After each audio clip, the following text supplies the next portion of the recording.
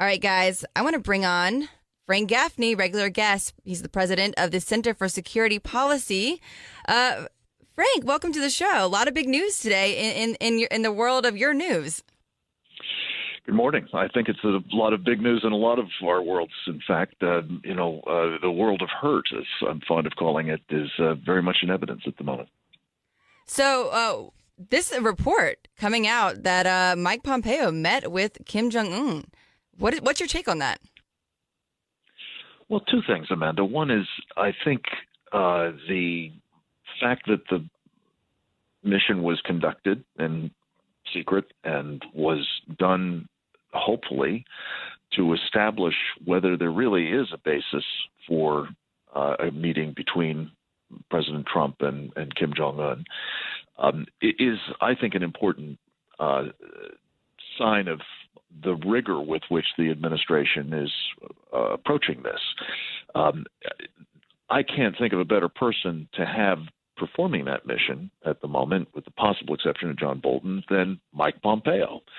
And the fact that this guy is already involved, point two, already involved in diplomacy at the highest levels of our government, I think, as you indicated a moment ago, speaks well of his abilities, and I believe puts a lot of pressure, particularly on the 15 Democrats who voted not so long ago to have him be the director of Central Intelligence Agency, to confirm him in this new role as the Secretary of State. There's a lot of talk that they're not going to do that, and that people are trying to position themselves to explain why they're going to change their minds, that he was fit to be the CIA director, but he's not fit to be the Secretary of State. I think that's rubbish, and I think this trip is evidence that he's very well suited for both jobs, and we'll be lucky to have him playing this key role of our top diplomat at this very momentous time. Yeah, I mean, I really do hope that many of the senators that have already come out against him, saying that they are not going to vote for him, are going to be changing their mind in the wake of this really, really incredible news. Yesterday, Donald Trump was previewing his meeting with Kim Jong-un, saying it's probably going to happen, if it is going to happen, in early June, maybe even sooner, assuming things go well, he says. I mean, Frank, what can we expect is going to happen? And, how is this all going to play out? I mean, this has never happened before.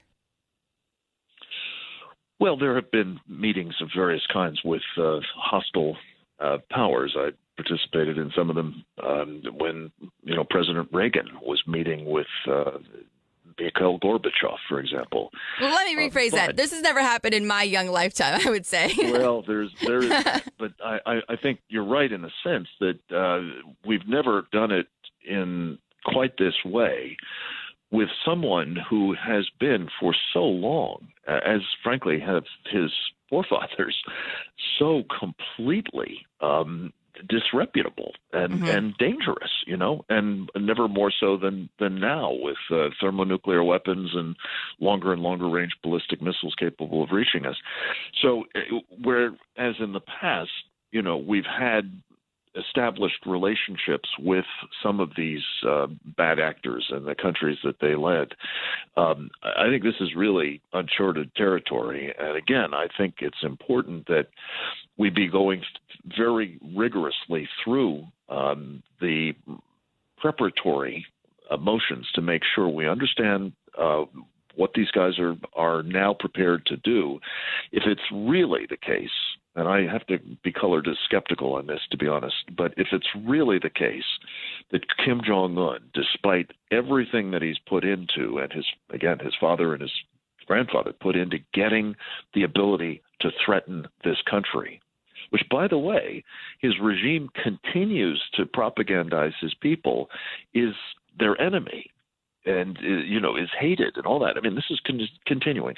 If he is genuinely prepared to eliminate all of that as part of some sort of understanding, whether it's a peace agreement with the South or with us or what have you, that's going to be a very, very different North Korea than anything we've experienced since its founding.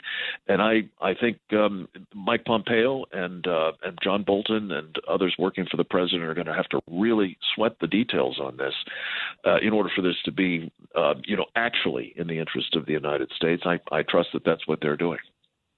Yeah, definitely. This could be a huge diplomatic breakthrough. Another story yesterday that involving the Korean Peninsula is that North and South Korea may now be announcing an end to their nearly 70-year war. I mean, can we really read much into these reports, or is this kind of wishful thinking? Well, there certainly is a lot of wishful thinking, most especially, Amanda, on the part of President Moon of South Korea, who is a very, very dyed-in-the-wool leftist, and like a lot of his predecessors, that stripe, have been determined to try to normalize relations with North Korea, basically on North Korea's terms. And that's the thing that's sporty about this. We can talk about diplomatic breakthroughs. We can talk about, the possibilities of really great outcomes here, whether it's between the two Koreas or whether it's with us. We just have to be realistic about this. Every single agreement that the North Korean regime has entered into from its inception has been violated. That ought to, again, make us a little chary that this is going to be a breakthrough. But having said that, I think there's every reason to believe the South Korean government would do anything, and I mean just about anything, to try to lubricate some sort of improvement of relations with the North. If that means propping up the regime with sanctions busting understandings and deals, I think the President Moon and his people will be willing to do that. If it means transferring technology which might actually intensify the threat from North Korea, I think they would probably be prepared to do that. So we have to really be careful about our expectations here and about the judgment of some of those that are most anxious to get this kind of breakthrough accomplished. Mm-hmm. Definitely. I want to switch gears and ask about Syria. House Foreign Affairs Committee is going to be holding a hearing today about our policy in the Middle East. I expect many of the questions to be about Syria. What are you hoping is asked and answered in this hearing today? Well, as I think you were talking about with a couple of your callers a moment ago, we do need to be assured that the evidence of what the Assad regime is up to warranted the attack of the past and are continued and maybe even intensified vigilance with respect to the use of chemical weapons. I would say, just to interpose one point, I think that what there is plenty of evidence of is that the Assad regime has been using chemical weapons. I don't know that they're the only ones who've been using chemical weapons. I think some of these jihadi groups have been as well. But this wasn't the only attack, this most recent one. And the question that you and your callers were mulling of whether this made any sense at the present moment, where it seemed as though the regime in Damascus has won, effectively, the civil war, has to be thought of in the context of the fact that they have been consistently using these kinds of weapons of mass destruction to terrorize and, I believe, to drive out those who have opposed the regime. Their agenda, I think, pretty clearly is to get rid of the Sunnis, the Sunni Muslims, that is, in the remaining parts of Syria in which they exist, and replace them with Shiites who are more closely aligned theologically, as well as I think in terms of their policies, notably those of Iran, with the regimes. So that is a possible factor here that I hope will be explored in this Foreign Affairs Committee hearing. Yeah, no, definitely. Many questions, many answers that I would like to get as well. Yesterday, the chief economic advisor, Larry Kudlow, had a bit of a snafu with Nikki Haley, UN ambassador, over those Russia sanctions. over, I think Haley, she went out there on the Sunday shows and said that we were going to be sanctioning Russia. Then the White House, walked that back, saying, well, no, we're just considering them, maybe, maybe not. What do you make of this sort of, miscommunication? I mean, Haley says that she wasn't confused. Turns out maybe they didn't tell her about changes to policy. I mean, this doesn't look good in terms of an organized White House. What's your take? Well, to some extent, I think this is the kind of friction that you often see, particularly when there are new people coming in to positions, as Larry Kudlow has just done, and for that matter, has John Bolton. And it may well be that there was a certain understanding of what the president wanted to do over the weekend, and Ambassador Haley was signaled, she's going to be on the shows. Let's have her make this point.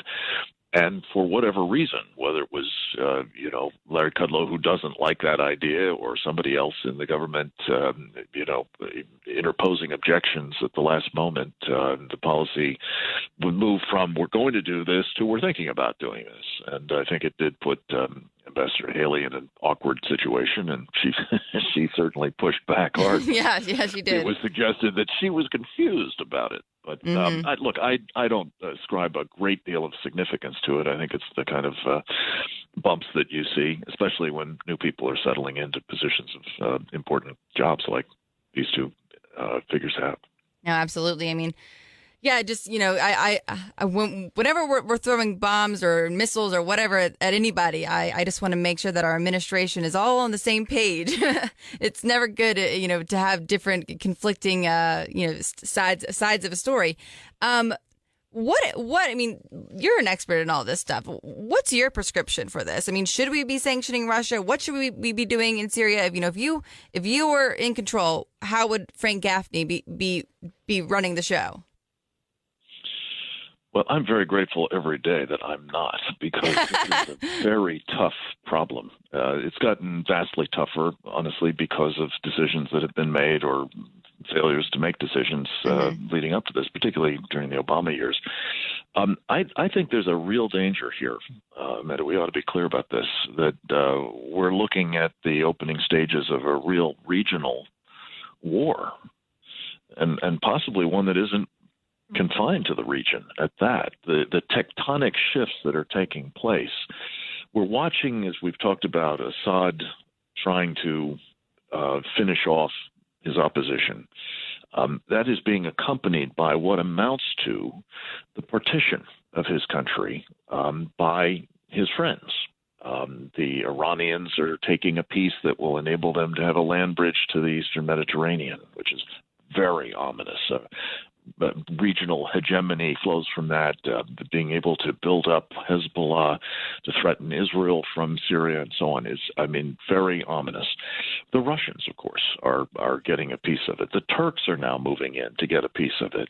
And I think that in this instance, what I would focus on, if I were in government, is what do we do to help our friends, of whom we still have some in that area, to be counterweights to these very troubling, indeed dangerous developments. And one of them is I would be really very busily trying to rebuild our relationship with the Kurds in Syria, the Kurds in Iraq, the Kurds, for that matter, in Iran and Turkey as well, because they have the ability, if supported properly, to be something of a counterweight to the bad things that are afoot there. It'll drive the rest of those countries crazy, to be sure, but I think that's an important play. I also think we need to stand with Israel. It is facing increasingly, as I suggested, an existential threat now with the Iranians and Hezbollah and perhaps Russian support from Syria as well as Lebanon.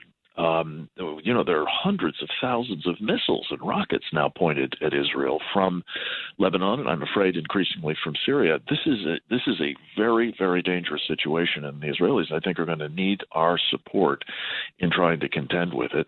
And finally, I would just say, I think the Turks have demonstrated that they are no longer what we've long thought of them as, namely allies. We have a new book coming out at the Center for Security Policy this week called Allied No More is its title. It's fascinating and very troubling reading. And I think we've got to be clear with the Turks that we're no longer going to give them a pass because they allow us sort of to use Incirlik Air Base as a regional airfield for our forces, and to treat them as a full-fledged member of NATO. They've become increasingly hostile in every imaginable respect, and I think that needs to be part of our calculation and theirs as well. I was just about to ask you about your book, so I'm so glad that you brought it up. Frank, such smart points. I mean, I think that everything you said makes perfect sense. I do balance it, though, with, the deplorables out there that voted not to be involved. They don't want to be involved anymore abroad. And while we do have allies, I just get very nervous that Trump and the White House with, moving forward anymore in Syria or anywhere in the Middle East is going to cost him some of his base. So we shall see. Well, I'm sensitive to that too, and I think what I've described is a formula not for being involved, but for having others do the heavy lifting for us. Right, exactly. But remember the old adage: you may not be interested in war, but war may be interested in you.